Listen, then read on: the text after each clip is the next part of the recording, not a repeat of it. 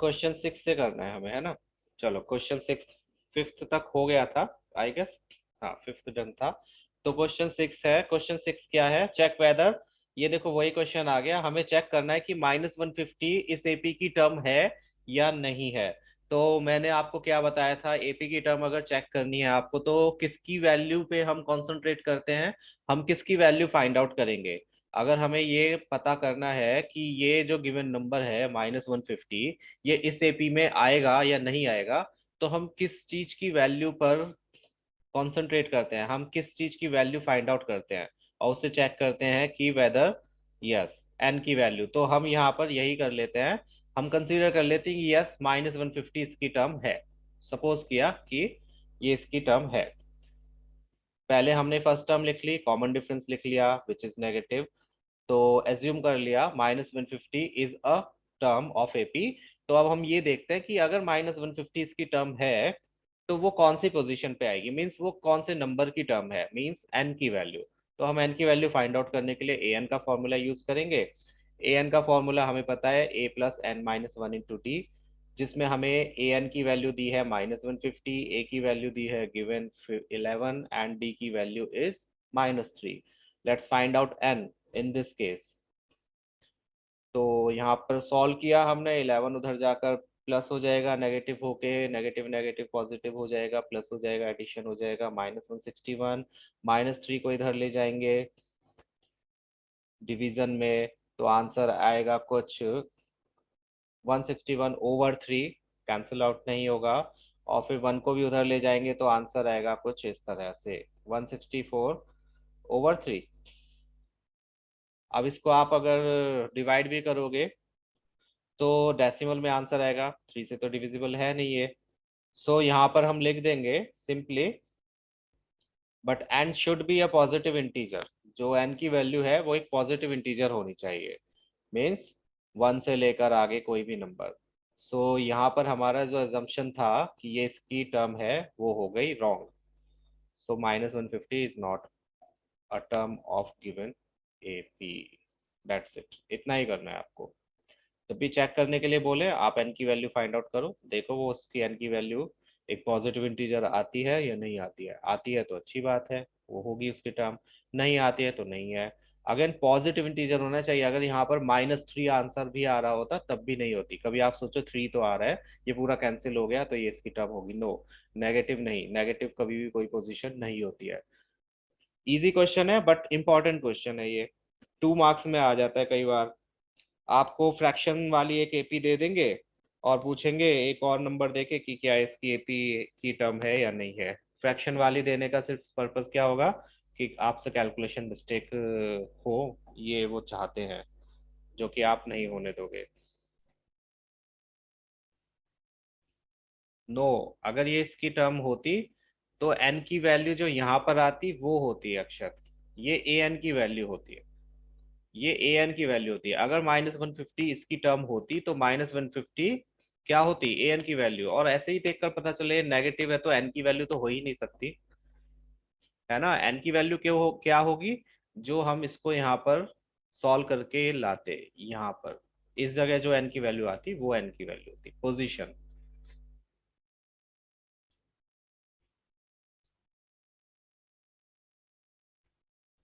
पूछिए पूछिए, अपने अपने संशय जो भी हैं उनको क्लियर कीजिए।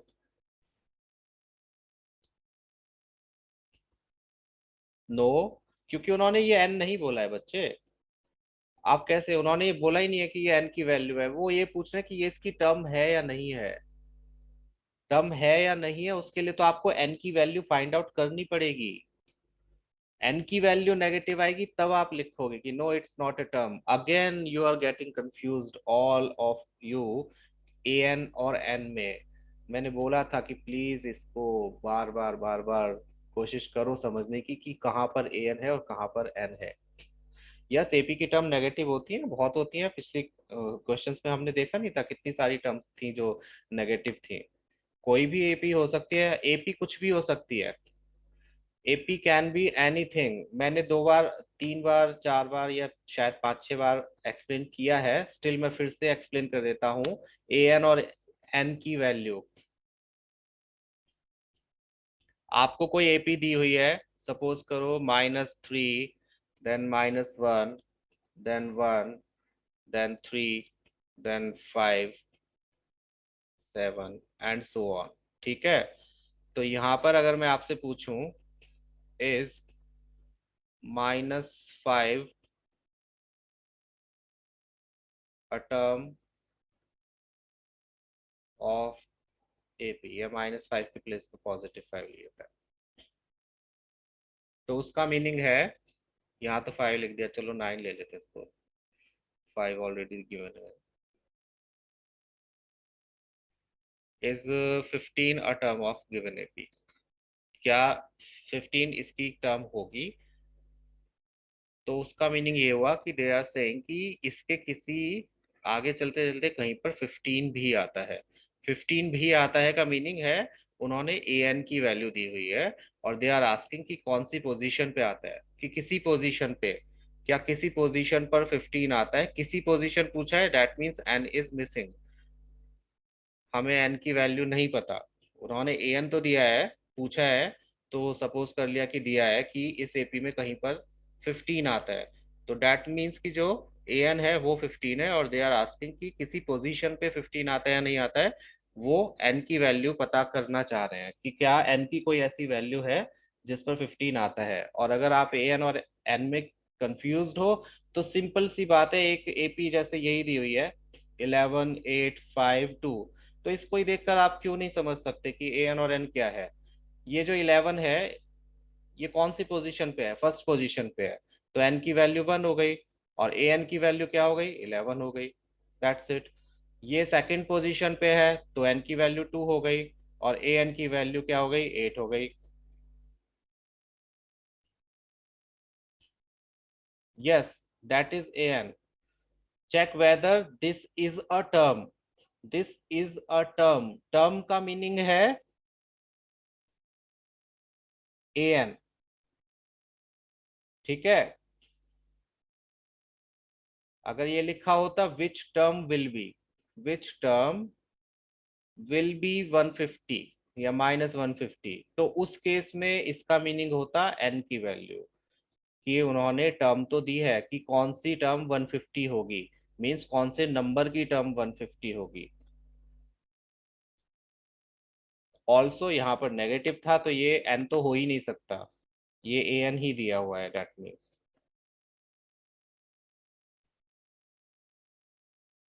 आपको थोड़ा सा इस पे वर्क करना पड़ेगा। फर्स्ट क्लास में ही मैंने बोला था कि इस चैप्टर में सिर्फ और सिर्फ दो ही प्रॉब्लम आती हैं, या तो कैलकुलेशन, या फिर ए एन एन एन में डिफ्रेंशिएट करना। बाकी सब कुछ इजी है, बहुत इजी क्वेश्चंस हैं, आप सब कर सकते हो, इसमें किसी को कोई डाउट नहीं होगा। लेकिन आपको डाउट कहाँ पर रेज होगा? जब आप कंफ्यूज हो जाओगे कि इन्होंने एन पूछा है या ए एन पूछा है, तो उस केस में आप थोड़ा सा दिमाग लगाओगे, क्वेश्चन को ठीक से पढ़ोगे, और आपको पता चल जाएगा। चलो आगे क्वेश्चन करते हैं, और देखते हैं कि उसमें आप मुझे बताना क्या पूछा है और क्या दिया हुआ है। ऐसे प्रैक्टिस करोगे तो शायद आपको पता चल जाए। Find 31st term of an AP. बताना जरा 31st क्या है इसमें, चलो आप बताओ मुझे, what is 31st? Okay, I will check that Nikita. ये 31st क्या दिया हुआ है? 31st ए एन है या एन है, क्या है?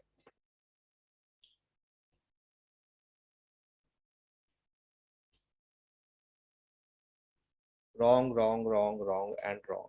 सलोनी करेक्ट। किस किस का रॉन्ग है बताऊं? Akshat no, Vinayak no, Kartik no, Saloni yes, Nikita no. 31st, ये तो साफ ही पता चल रहा है। हम किस चीज को ऐसे डिनोट करते हैं? मेरी फर्स्ट पोजीशन आई, थर्ड पोजीशन आई, 31st पोजीशन आई, ये रैंक को एक तरह से डिनोट कर रहा है। सो इसका मीनिंग क्या हुआ? ये एन की वैल्यू है, 31st term of an AP, it's n, not a n. A n क्या है? देखो, 31st टर्म हमें फाइंड आउट करनी है, मीन्स 31st पोजीशन पे क्या नंबर आएगा। अब लास्ट वैल्यू, लास्ट हमने कब कहा बच्चे? ए एन लास्ट वैल्यू नहीं होती है। ए एन लास्ट वैल्यू नहीं होती है। अगेन कोई भी एपी कभी भी एंड नहीं होती है। It's infinite always. ठीक है। वो लास्ट तब बन जाती है जब हम उसकी किसी स्पेसिफिक टर्म के बारे में पूछते हैं। अगर मैंने आपसे पूछा कि 5, 10, 15, 20 एंड ये एपी चल रही है और इसमें कहीं पर जाकर 225 आ रहा है, ठीक है, और उसके आगे भी कहीं जा रही है और वहां पर क्या आ रहा है, 335 आ रहा है, तो जब मैं 225 को फाइंड आउट करूंगा तो उस केस में मैं इसको last term means A N मानूंगा। ए एन का मीनिंग है एन की वैल्यू हमें फाइंड आउट करनी है।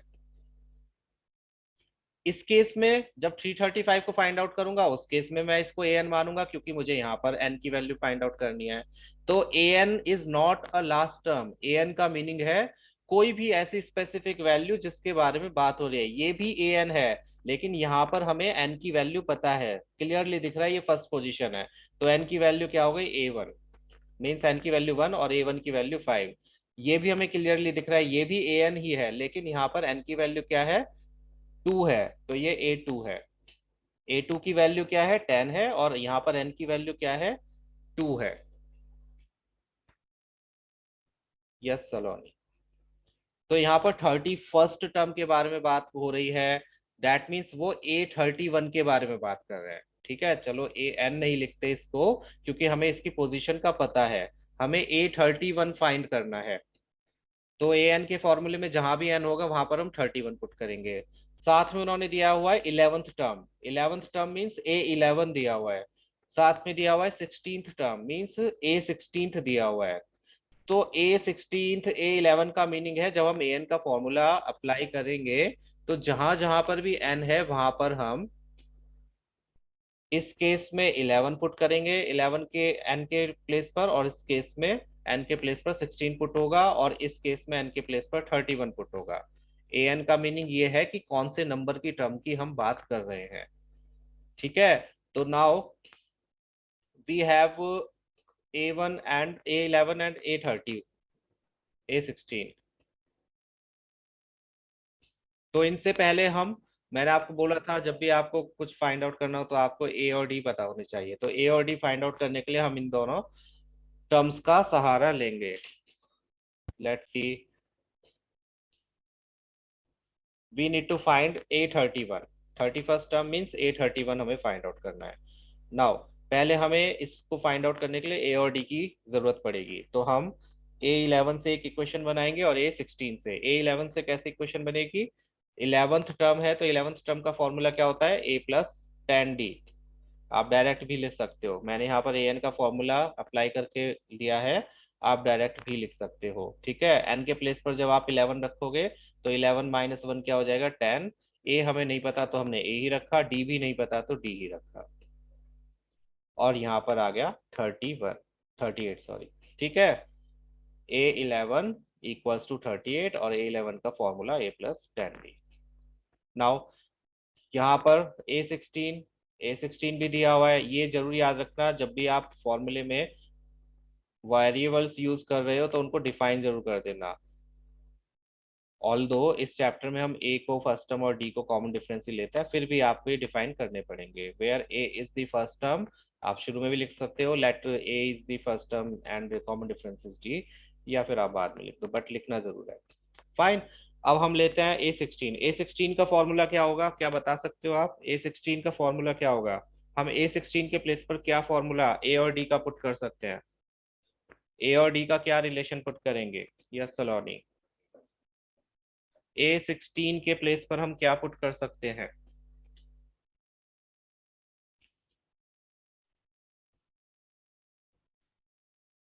A16, no Akshat. Which one Nikita, 1 2 3 4 5, ये दिस वन। इसमें क्या क्लियर बच्चे, तो क्वेश्चन में ही दिया हुआ है A11 38 है, वही मैंने लिखा है यहाँ पर। व्हाट्स नॉट क्लियर, A11 उन्होंने दिया हुआ है 38। यस विनायक। ये तो क्वेश्चन में गिवन है, मैंने यहाँ पर अपनी तरफ से कुछ भी नहीं लिखा।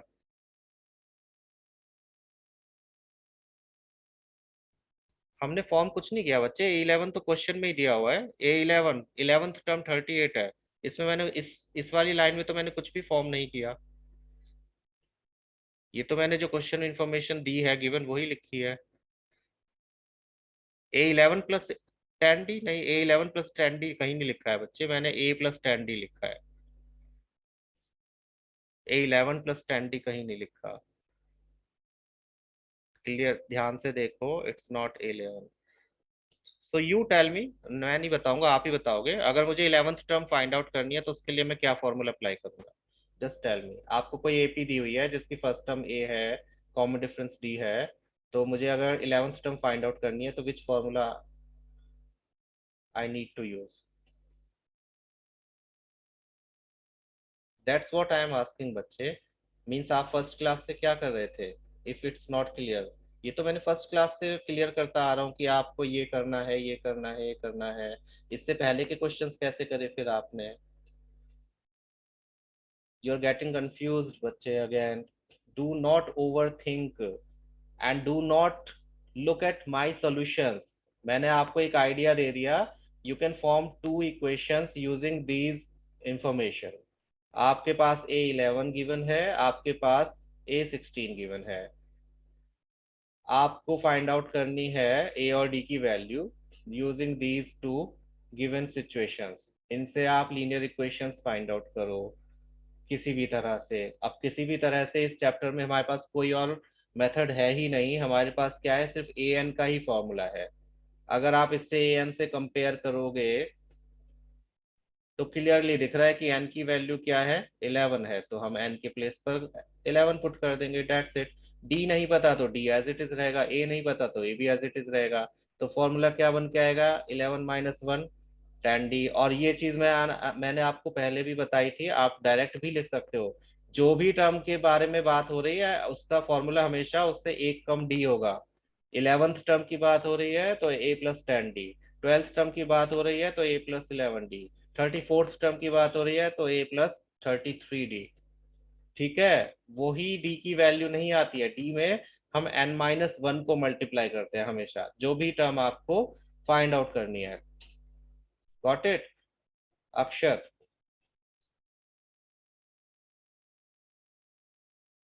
तो 16th टर्म का फॉर्मूला क्या होगा?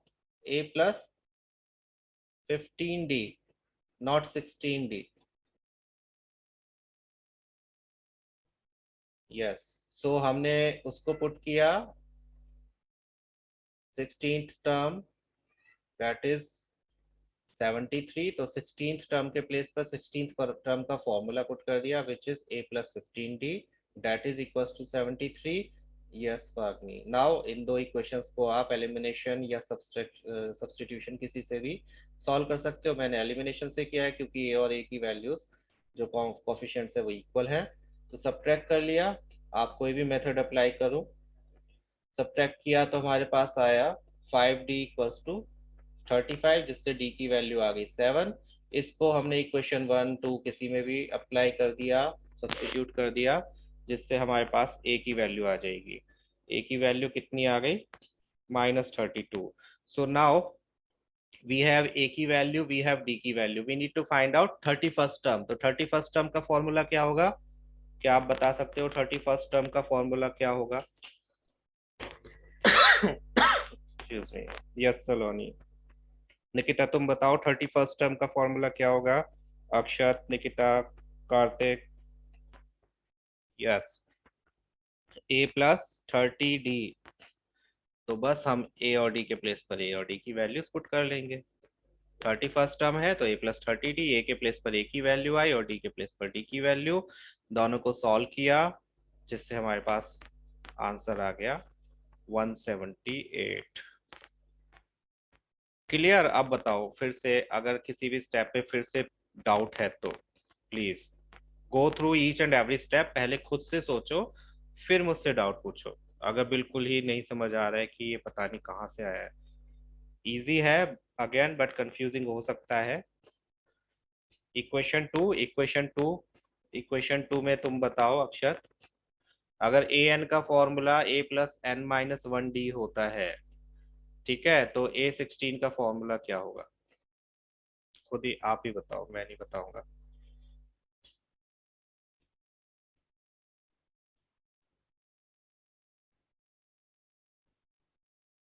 इक्वेशन 2 समझ नहीं आई तो इक्वेशन 1 भी नहीं आई होगी, आई एम श्योर, क्योंकि वो तो सेम ही है।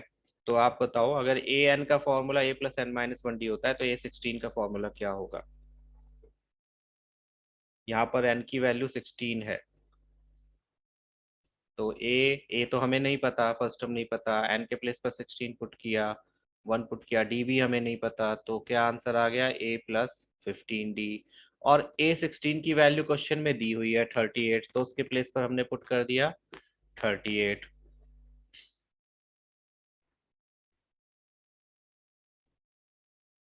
ठीक है।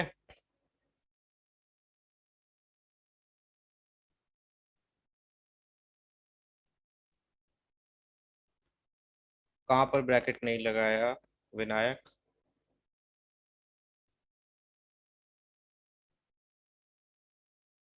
105 से किसी की मल्टीप्लाई नहीं हो रही तो मैं क्यों ब्रैकेट लगाऊंगा? यहाँ पर इसकी मल्टीप्लाई थोड़ी हो रही है किसी से, तो यहाँ पर हम क्यों ब्रैकेट लगाएं? ब्रैकेट तब लगाते हैं जब किसी की मल्टीप्लाई हो रही होती है। चलो देखते हैं आगे वाला क्वेश्चन आप कर पाते हो या नहीं। कोई बात नहीं। क्वेश्चन 8, चलो। An A P consist of 50 terms.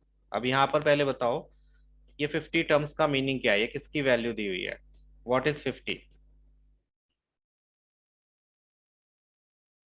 What is 50?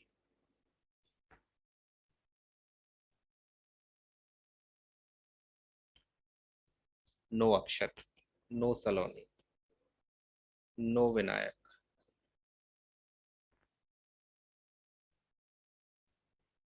अब दोनों में से एक तो आंसर हो गई, आप दोनों आंसर्स नहीं दे सकते, फर्स्ट आंसर काउंटेड होगा ओनली। किसी एपी में 50 टर्म्स हैं, 50 टर्म्स हैं। Yes Nikita, that means 50 positions हैं। एक टर्म, दो term, 3 term, 4 term, 5 term, 6 term, ऐसे करके कितनी टर्म्स है? 50 टर्म्स हैं। That means first position, second position, ऐसे करके 50 पोजीशंस हैं। एन की वैल्यू 50 है, नॉट ए एन।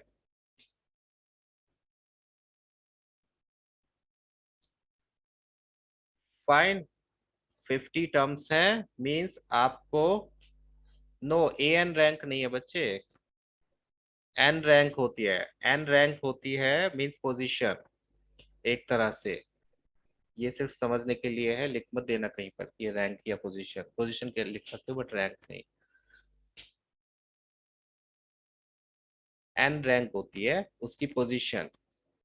अगेन समझाना पड़ेगा।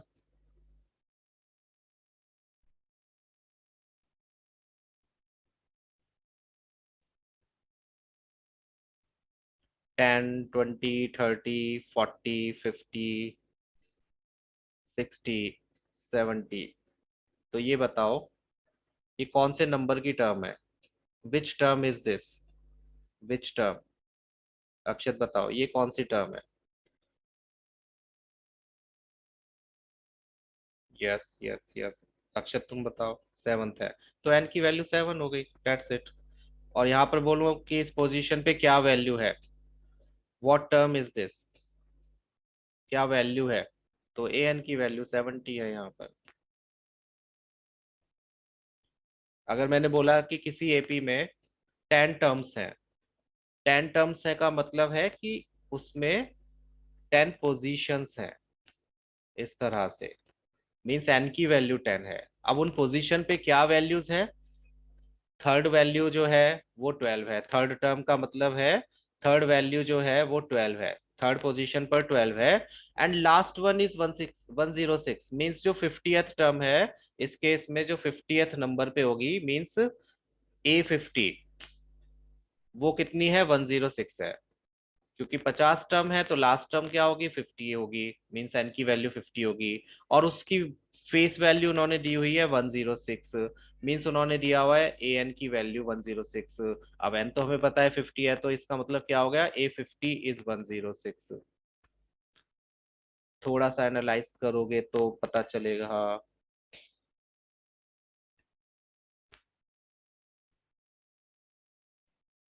A7 इज 70, हाँ उसमें A7 में 70। यहाँ पर देखो, एक एपी में जितनी टर्म्स होती हैं उसका मीनिंग है वो एन की वैल्यू दी हुई है। अगर सीधे सीधे लिखा हुआ है an AP consist of 50 terms, तो इसका मीनिंग है उन्होंने एन की वैल्यू दी हुई है। उसमें से थर्ड टर्म आपको दी है 12, मीन्स A3 की वैल्यू 12 है।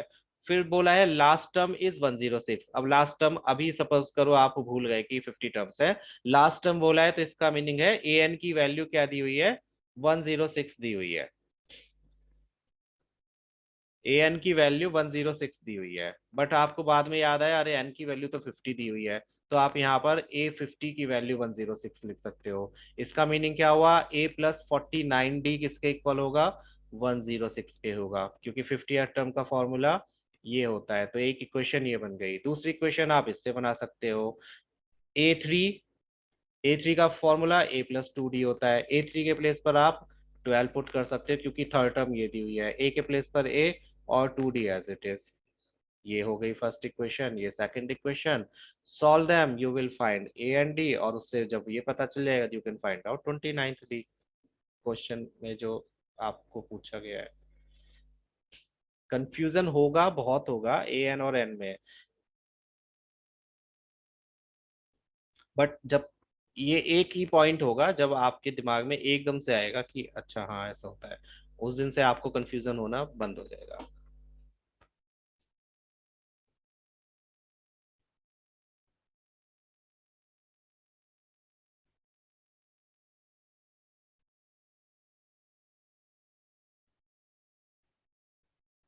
जैसे एक छोटा सा एग्जांपल है कि अगर मैं आपसे बोलूं, there are 50 students in a class,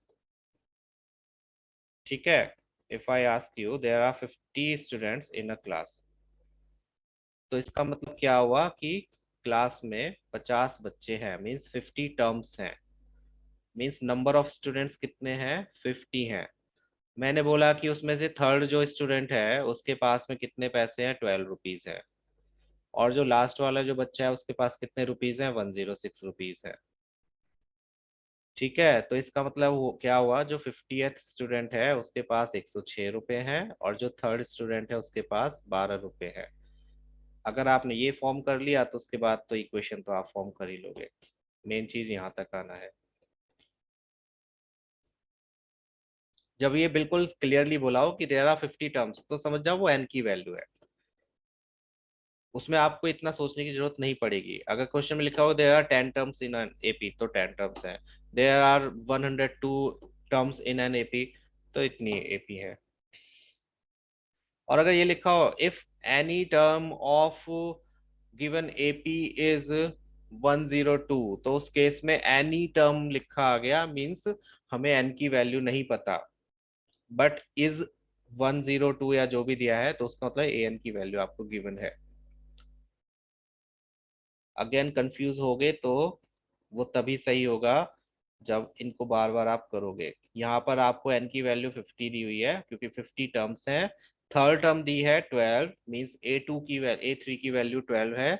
और लास्ट टर्म मीन्स क्योंकि 50 टर्म है तो ऑब्वियसली लास्ट टर्म कौन सी होगी, 50th टर्म होगी। तो A50 की वैल्यू दी हुई है 106। फाइन।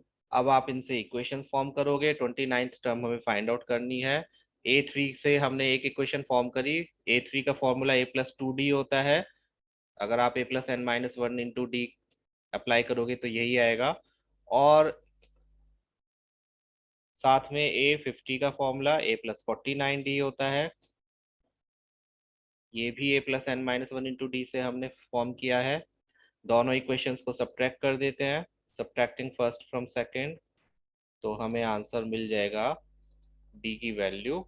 और डी की वैल्यू को फर्स्ट या सेकंड इक्वेशन में पुट कर दोगे तो आंसर आ जाएगा ए की वैल्यू। और जब हमारे पास ए एंड डी है, मीन्स फर्स्ट टर्म है, कॉमन डिफरेंस है, तो हमें कोई भी टर्म निकालने में कोई परेशानी नहीं होगी, क्योंकि हमें n की वैल्यू भी पता है, इस केस में n की वैल्यू 29 है, a की वैल्यू भी पता है विच इज 8, एंड d की वैल्यू भी पता है विच इज 2, और यही वैल्यूज हमें चाहिए कोई भी टर्म फाइंड आउट करने के लिए।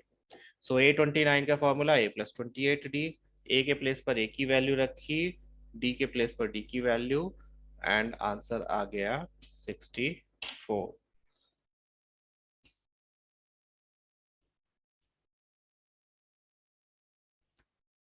देख लो ध्यान से एक बार।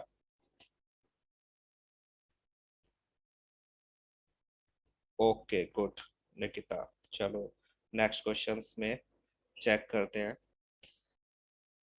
कि ठीक बता सकते हो या नहीं।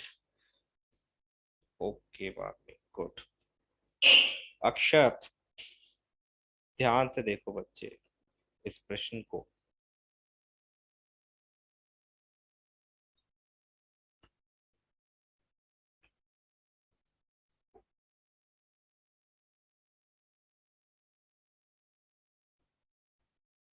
क्वेश्चन की लैंग्वेज को भी देखोगे ना तो भी आपको बहुत हेल्प मिलेगी। आप हर क्वेश्चन की लैंग्वेज से भी रिलेट करो कि जिस क्वेश्चन में एन की वैल्यू दी थी उसकी लैंग्वेज में उसने वर्ड्स क्या यूज किए हुए थे, और जिस क्वेश्चन में ए एन की वैल्यू दी थी उसमें कैसे। यस, ये फॉर्मूले फिक्स हैं, इनको आप चेंज नहीं कर सकते हमेशा, और बने सब a+n-1 × d से ही है। A3 A4 किसी का भी फॉर्मूला फिक्स है। अगर मैं आपसे पूछूंगा A101 का फॉर्मूला बताओ तो वो क्या होगा, a+100d, हमेशा एक कम डी होगा। मैंने पूछा आप मुझे 1000वीं टर्म का फॉर्मूला बताओ, तो उसका फॉर्मूला होगा a+999d, जहां पर a फर्स्ट टर्म है और d कॉमन डिफरेंस है सब में। ये फॉर्मूलाज फिक्स हैं, ये कभी भी चेंज नहीं होंगे। कोई भी वैल्यू हो, a आपको पता है, d पता है, तो you can put this formula to find any number of term, ये वाला। इसी से बने ये सारे, देखो 101 एन के प्लेस पर रखोगे तो वो 100d हो जाएगा, 1000 रखोगे तो 999d हो जाएगा। चलो नेक्स्ट क्वेश्चन पर देखते हैं क्या होता है। ये दिया हुआ है, अब इसमें आपसे क्या पूछा है, चलो ये बताओ। क्लियरली दिख रहा है, थर्ड टर्म आपको दी हुई है 4, नाइन्थ टर्म दी हुई है -8। आपसे पूछा क्या है इस क्वेश्चन में, आपको क्या फाइंड आउट करना है, किसकी वैल्यू फाइंड आउट करनी है, ए की, डी की, एन की, या ए एन की। लैंग्वेज देखोगे तो बहुत जल्दी समझ आ जाएगा।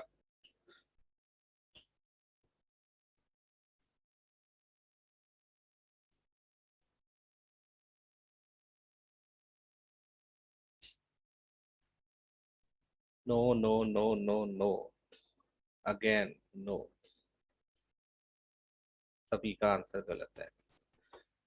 विच टर्म इज जीरो, कौन सी टर्म जीरो है। तो ए एन तो जीरो दिया हुआ है, what they are asking, n. Which term means A N, कौन सी टर्म जीरो है। यू सेड ए एन बच्चे, आई आस्क की निकालना क्या है। आपको ए एन नहीं निकालना है, ए एन तो दिया हुआ है, ए एन जीरो दिया हुआ है, you don't need to find out a n, आपको फाइंड आउट क्या करना है, एन। यस वाग्मी, आपका बाद में आया था आंसर।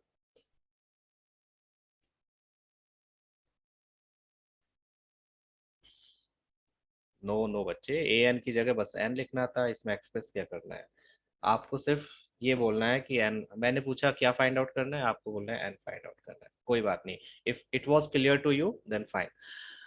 ठीक है, तो विच टर्म इज जीरो का मतलब है आपको कोई टर्म दी हुई है जीरो, उन्होंने पूछा है ये कौन सी टर्म होगी, मींस किस नंबर पे जीरो आएगा, एन की वैल्यू फाइंड आउट करनी है। विच, विच टर्म बोला है तो हमें इसका मतलब है ए एन दिया हुआ है, which term is zero, a n equals to zero. अब ए एन इक्वल्स टू जीरो का मतलब हो गया a+n-1 × d = 0। यहाँ पर हमें n फाइंड आउट करना है, जिसके लिए हमें a और d की वैल्यूज की जरूरत पड़ेगी, जो कि हम फाइंड आउट करेंगे किससे, थर्ड और नाइन्थ टर्म से। विच टर्म जब भी, ये भी मैंने बोला था, विच टर्म जब भी लिखा आ जाए तो उसमें तो आप डायरेक्ट समझ जाओ कि आपको एन ही फाइंड आउट करना है। Which term is zero, n find out करना है। तो देखते हैं इसकी कौन सी टर्म जीरो होगी ऐसे केसेस में। हम ये दो इक्वेशंस वही फॉर्म करेंगे। A3 दिया हुआ है तो A3 का फॉर्मूला A+2D हो जाएगा, और A9 दिया हुआ है, A9 का फॉर्मूला A+8D हो जाएगा। An हमसे पूछा गया है तो An का फॉर्मूला हम बाद में अप्लाई करेंगे जब हमें A और D पता चल जाएंगे, क्योंकि उसमें फिर 3 वेरिएबल्स हैं। We need to find n. We have A3 4, which is equals to A+2D equals to 4. We have A9 A+8D equals to -8। दोनों इक्वेशंस को सब्ट्रैक्ट किया, उससे हमारे पास D आ गया। D की वैल्यू को हमने फर्स्ट इक्वेशन में या सेकंड इक्वेशन में पुट किया, जिससे हमारे पास फर्स्ट टर्म की वैल्यू A आ गई, which is 8। ठीक है, now we have first term, we have common difference. अब हम देख लेते हैं कि कौन से नंबर की टर्म जीरो होगी। Which term is zero? A के प्लेस पर ए की वैल्यू 8, एन के प्लेस पर एन हमें नहीं पता, कि हमें फाइंड आउट ही करना है। डी के प्लेस पर डी की value which is -2 equals to zero, इसलिए क्योंकि उन्होंने क्वेश्चन में बोला है कि ये टर्म किसके इक्वल है, जीरो के इक्वल है। सो वैल्यू कितनी आएगी इस केस में? Fifth term is zero. So आप चेक भी करके देख सकते हो, अगर किसी एपी की फर्स्ट टर्म क्या है, 8 है, और उसमें -2 का कॉमन डिफरेंस है, मीन्स 8 -2 कितना हुआ, 6, 6 -2 हो जाएगा 4, 4 -2 2, 2 -2 0। तो fifth term, first second third fourth fifth, fifth term is zero, means n की वैल्यू क्या है, 5, जो हमने यहाँ पर कैलकुलेट किया है। बहुत इजी क्वेश्चंस हैं, आप देख रहे होगे कि calculation part is very easy, equation form करना भी इजी है। आपको सिंपल वैल्यूज दी हुई हैं, आपको सिर्फ उसको इक्वेशंस को फॉर्म करना है। क्या डिफिकल्ट है ये पता करना कि हमें पता क्या करना है। अगर क्वेश्चन में यही नहीं आपको समझ आएगा कि आपको पता क्या करना है, तो आपको डिफिकल्टी होगी। इस क्वेश्चन में ए एन गिवन था और एन फाइंड आउट करना था। जब भी क्वेश्चन में लिखा है विच टर्म इज दिस या विच term is will be this, तो आप समझ जाओ आपको एन की value means position of that number find out करनी है जो क्वेश्चन में दिया हुआ है। That's it. और ये भी याद रखना है कि जो एपीज होती है वो जरूरी नहीं है न्यूमेरिकल वैल्यूज ही हो, वेरिएबल्स भी हो सकते हैं। फर्स्ट एक्सरसाइज में दिए हुए हैं कुछ क्वेश्चंस ऐसे जिसमें वेरिएबल्स की एपीज हैं, तो ऐसे ही देखते ही जज मत कर लेना कि ये तो एपी नहीं होगी, क्योंकि इसमें न्यूमेरिकल वैल्यूज नहीं है। एपी कैन बी एनीथिंग, उस दिन मैंने फर्स्ट क्लास में भी बताया था कि जीरो डिफरेंस भी हो सकता है, नेगेटिव भी हो सकती है, पॉजिटिव भी हो सकती है, रूट में भी हो सकते हैं, ये रैशनल नंबर्स भी हो सकते हैं, रैशनल भी हो सकते हैं। तो आपको ध्यान रखना है कि आप कैसे फाइंड आउट करोगे। रैशनल नंबर वाली अभी आपके कोर्स में नहीं है, 11 तक आएगी भी नहीं, तो उस पर ध्यान नहीं देना है। चलो देखते हैं आगे वाला क्वेश्चन। इसमें तो बता सकते हो आपको क्या फाइंड आउट करना है। इजी है, साफ पता चल रहा है, लिखा हुआ है कि आपको क्या फाइंड आउट करना है। Can you tell me? Yes, you need to find out common difference. Common difference के लिए आपको एक ही कंडीशन दी हुई है फाइंड आउट करने के लिए, एक ही सिचुएशन दी है। तो इस केस में आप दो दो इक्वेशंस बनाने की मत सोचना। देखो एक ही उन्होंने रिलेशन दिया है तो इसी से आपका आंसर आ जाएगा। तो यहाँ पर उन्होंने बोला है 17th term of an AP exceeds its 10th term by 7। जो 17th टर्म है वो 10th टर्म से कितनी ज्यादा है, 7 ज्यादा है। बस इसी से आपकी इक्वेशन बन जाएगी और आपका आंसर आ जाएगा। A17 का मतलब A+16D हो जाएगा, A10 का मतलब A+9D हो जाएगा, +7 है, A से कैंसिल हो जाएगा, 16 - 9 हो जाएंगे कितने, 7D। और आंसर डी का आ जाएगा कितना, वन। सिंपल सा क्वेश्चन, बस ये रिलेशन को याद रखना है। 17th term of AP exceeds, इसमें थर्ड चैप्टर थोड़ा सा काम आएगा आपके, वर्ड प्रॉब्लम्स की तरह आपको इक्वेशंस फॉर्म करनी है। तो बस कर लेते हैं क्वेश्चन को। हमें क्या क्या दिया हुआ है? 17th टर्म दी हुई है जो 7 ज्यादा है किससे? 10th टर्म से। इसमें आप डायरेक्टली इक्वेशंस में पुट कर सकते हो, बस ब्रैकेट में लिख देना where a is first term and d is common difference. ये लिखना मत भूलना, because you are using variables जो डिफाइन करने जरूरी होते हैं। और ये भी देख लेना वो वेरिएबल्स ऑलरेडी क्वेश्चन में ना यूज हो रहे हो किसी और सेंस में, पता चला उन्होंने डी को किसी और सेंस में यहाँ पर यूज किया हुआ है, उस केस में आप फिर कॉमन डिफरेंस को कैपिटल डी या किसी और वेरिएबल से डिफाइन करोगे। सो 16d, ये इसको सॉल्व किया, ए से कैंसिल हो गया, 16d equals to 9d। Third line, which one बच्चे? a plus 16d equals to 7 plus a plus 9d। नहीं, ये मैं नहीं बताऊंगा, आप खुद ही बताओगे। जब सिचुएशन क्वेश्चन में दी हुई है कि 17th टर्म exceeds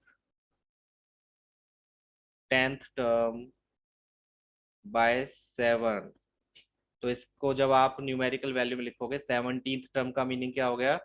17। और यहाँ पर इक्वेट किया गया है, किससे इक्वेट किया गया है? 10th टर्म से। ये 10th टर्म से कितना ज्यादा है? 7 ज्यादा है। ये तो समझ आ गया? इज इट क्लियर और नॉट?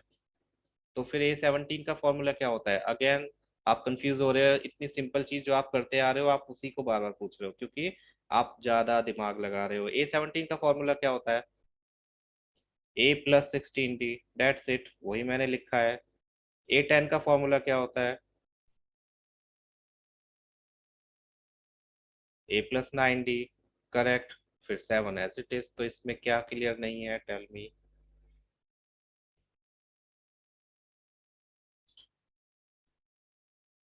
इजी क्वेश्चन है, अगेन ओवर थिंकिंग नहीं करनी है। क्वेश्चन को ये सोचकर अगर देखोगे आप कि ये नए क्वेश्चन हम कर रहे हैं तो हर लाइन को चेक करना है, नो। आपको बस ये चेक करना था कि सर ने ये लिखा है तो इसके आगे मैं खुद करके देखते हैं। ठीक है, देखती हूँ या देखता हूँ।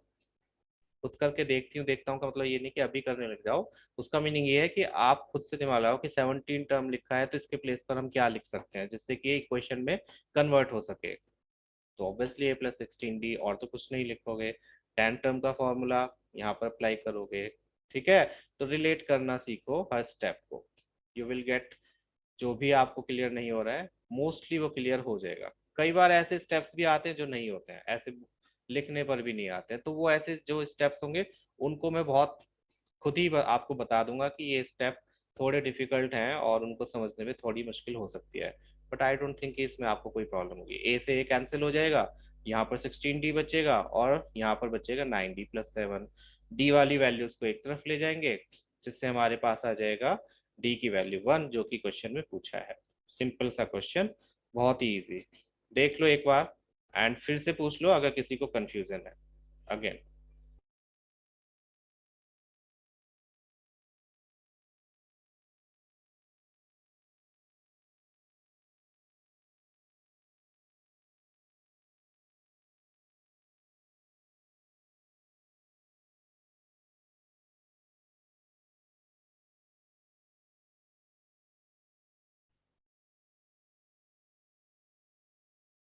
समझ में आया सभी के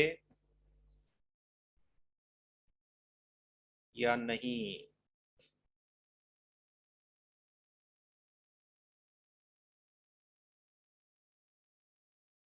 अक्षत तो चुप हो गया। अक्षत, कुछ समझ नहीं आ रहा? कंफ्यूजन में हो ना और कुछ समझ नहीं आना, दोनों डिफरेंट चीज है बच्चे, ठीक है? तो ये बताओ कि कंफ्यूजन, अपार्ट फ्रॉम कंफ्यूजन, समझ में आ रहे हैं? हाँ बिल्कुल, पहले से होने दो बच्चे।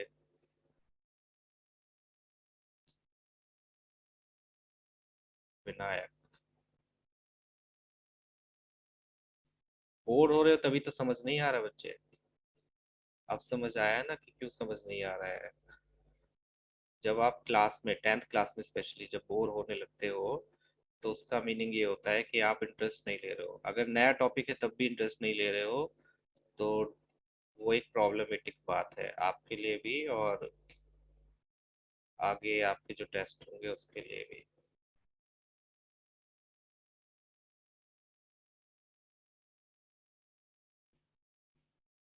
किसी भी टॉपिक में हम तभी बोर होते हैं जब हम उसको समझना नहीं चाहते, या फिर हम गिव अप कर देते हैं कि नहीं मेरे को तो समझ नहीं आ रहे, मैं नहीं कर रहा या कर रही। वो सिचुएशन बहुत ही ज़्यादा डेंजरस होती है। चलो, बट उसमें मैं कुछ नहीं कर सकता। ऑब्वियसली इंटरेस्ट डेवलप करना आपके मन के ऊपर होगा। आई एम श्योर क्रिकेट वगैरह में आप लोगों को कोई फोर्स नहीं करता होगा कि नहीं इसमें इंटरेस्ट बनाओ, या यूट्यूब पर वीडियोस देखना, गेम्स खेलना, इसमें आपको कोई भी फोर्स नहीं करता है। उसमें अगर आप इंटरेस्ट डेवलप कर सकते हो तो आई एम श्योर स्टडी में भी कर सकते हो। चलो, विच टर्म ऑफ एपी, ये एक इंपॉर्टेंट क्वेश्चन है again. Which term of the AP, इसमें बताओ क्या हमें फाइंड आउट करना होगा। Just tell me, which term of the AP will be 132 more than its 54th term? Yes, Ojas. Yes, Vagni. Nikita, D कहाँ से आया बच्चे? यस सलोनी। कॉमन डिफरेंस तो यहाँ पर दिया हुआ है, वो क्यों पूछेंगे आपसे common difference? Yes, n find out करना है हमें। Which term means n find out करना है, जिसकी रिलेशन उन्होंने एक दिया हुआ है इन टर्म्स के बीच में, कि जिसकी 132 टर्म जो है वो 52 टर्म से, नहीं सॉरी, कौन सी टर्म इसकी 54th टर्म से 132 ज्यादा होगी। Which term will be 132 more than 54th term.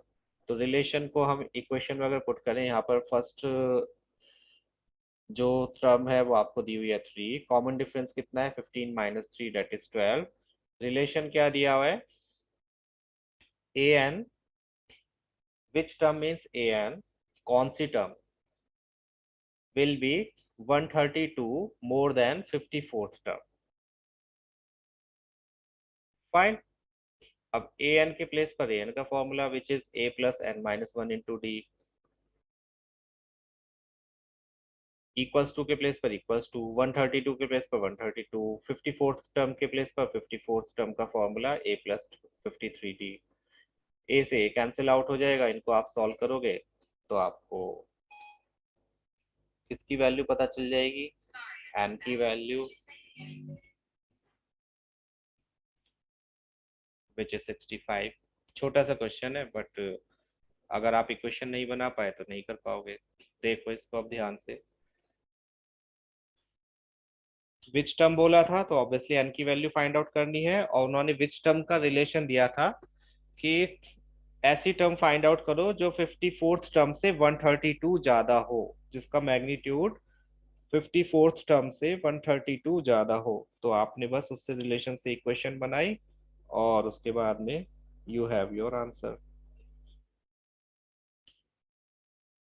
ठीक है, तो आज बस इतने ही क्वेश्चंस करेंगे। इनकी एक बार से रिवीजन कर लेना, तो नेक्स्ट क्लास में मैं आपको कुछ क्वेश्चंस करने के लिए, प्रैक्टिस के लिए भी दूंगा, साथ ही सेशन में भी देखूंगा कि आप कर पाते हो या नहीं। और अभी इस चैप्टर को फिनिश होने में 3-4 सेशंस और लगेंगे।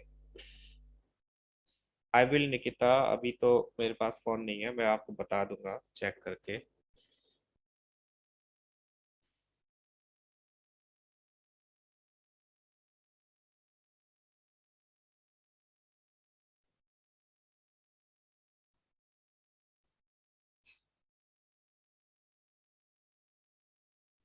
ठीक है, no problem.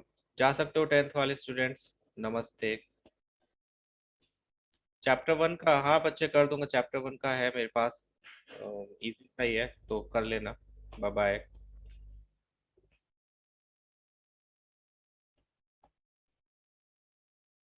Good evening, bye.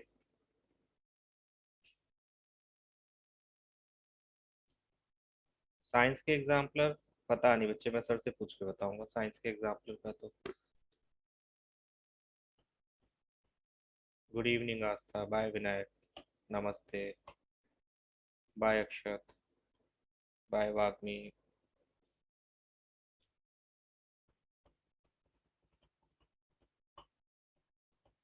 Good evening Sanskriti, good evening Vansh, good evening Tanvi, सभी को good evening. Vinayak, bye, Aastha good evening.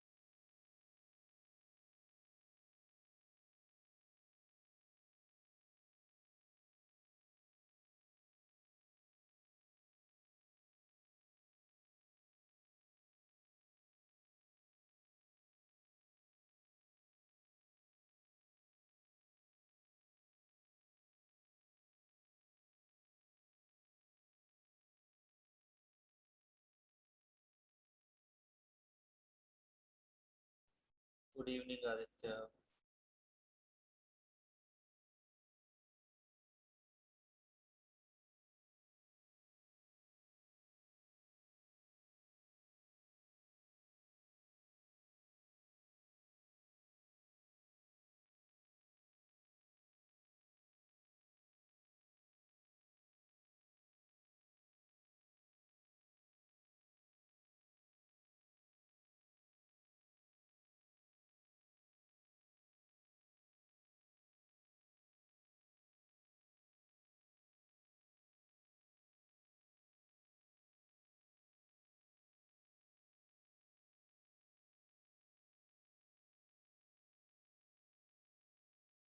Good evening वंश।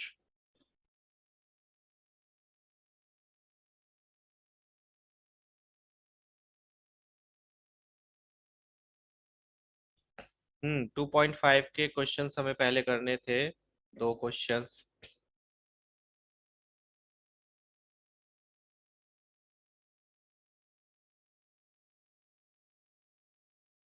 लास्ट के पहले हम वो करेंगे, उसके बाद में आपको नंबर लाइन बताऊंगा, और उसके बाद में फिर हम बाकी क्वेश्चंस करेंगे। वर्ष तुम्हारा वाला क्वेश्चन मैं अभी करवा देता हूँ इतने, जब तक बाकी स्टूडेंट्स आते हैं। तुमने क्वेश्चन पूछा था ये वाला क्यूब वाला ना, ये असाइनमेंट्स में से था या स्कूल का था?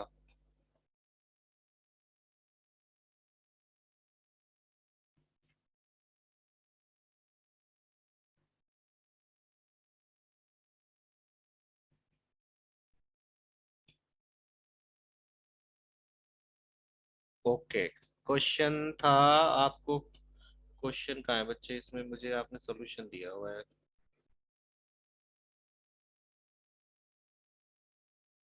फाइंड आउट क्या करना था?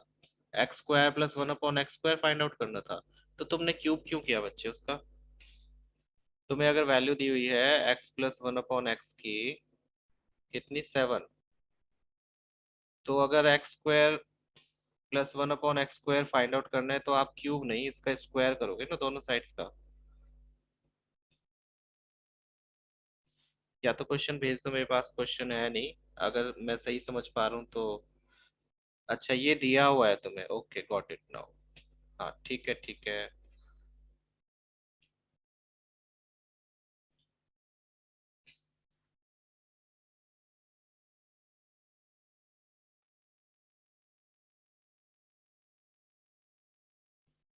क्वेश्चन ये है ना? बताना if I am correct. If x² + 1/x² = 7, then find x³ + 1/x³। चलो ठीक है। तो इसमें है ना, जब भी ऐसा क्वेश्चन दिया हो तो आपको पहले x+1/x की वैल्यू फाइंड आउट करनी होती है, ये मैंने आपको बताया भी था पहले भी। तो इसके लिए हम क्या करते हैं, पहले लिख लेते हैं। हमें पता है कि x+1/x का होल स्क्वायर किसके इक्वल होता है? X square plus 1/x² plus 2ab means x² plus 1/x² plus 2k। और यहाँ पर इसको एज इट इज रहने देते हैं क्योंकि हमें इसकी वैल्यू फाइंड आउट करनी है। ठीक है, अब इसमें वैल्यू पुट कर लो आप। ये तो हमें अपनी तरफ से लिखा है और इसकी वैल्यू हमें क्वेश्चन में दी है 7 और इसकी वैल्यू है 2। एग्जैक्ट ये क्वेश्चन मैंने कराया भी था। ये हो गया 9। दोनों साइड्स के स्क्वायर रूट करोगे तो x प्लस 1/x की वैल्यू आ जाएगी 3। फिर दोनों साइड्स का क्यूब कर देना तुम।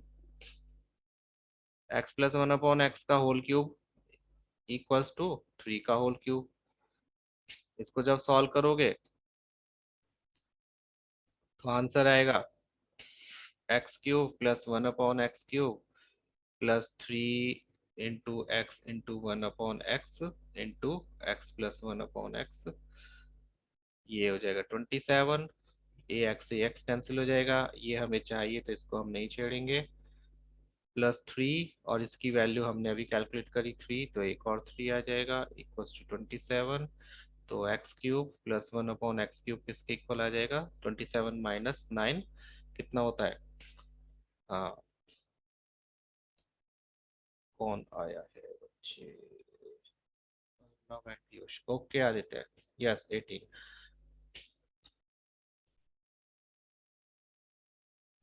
ओके आदित्य, ठीक है, तो आंसर आ गया 18। बस ये करना है। जब आपको स्क्वायर्ड वैल्यू या क्यूब वैल्यू दी हो तो इसको याद रखो, ये वाला स्टेप याद रखो, ये करना है आपको।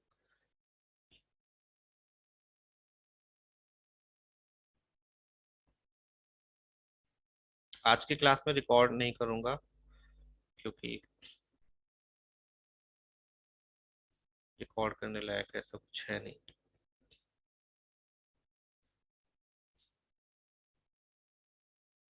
वंश समझ आ गया? चलो सब अपनी बुक का सेकंड चैप्टर की लास्ट एक्सरसाइज के लास्ट क्वेश्चंस ओपन अप कर लो क्योंकि हम उन्हें करने वाले हैं।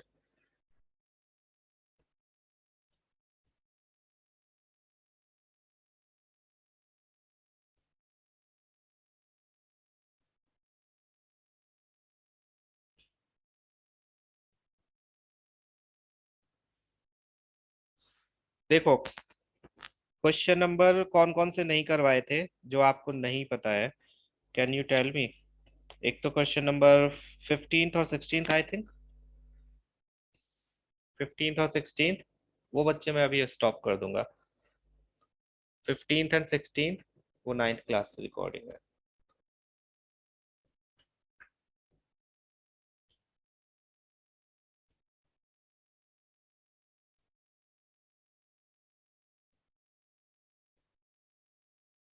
बोलिए बोलिए, question number 15th and 16th ही करने हैं ना?